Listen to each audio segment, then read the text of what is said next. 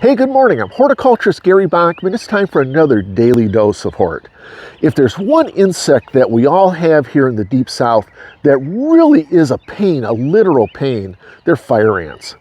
And there's lots of, if you want to say, lots of discussion on how we control fire ants.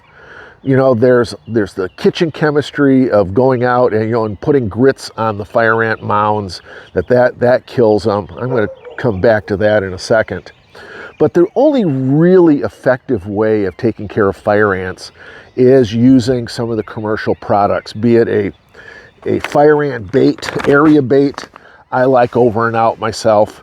There's lots of them on the market that are all effective. These are easy to apply.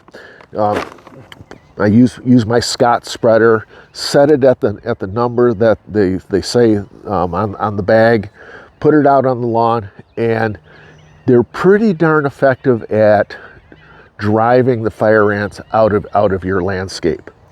We typically, with MSU Extension, recommend applications 3 times a year on the holidays: Easter, 4th of July, Labor Day. Pretty easy to remember. I haven't done it yet. I was traveling Easter, then we've had all kinds of rain that I didn't want to put the baits out, and that plane kind of got on me there.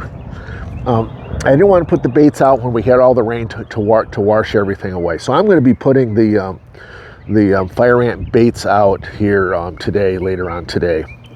But it's really the only real effective, surefire way of taking care of fire ants in your yard.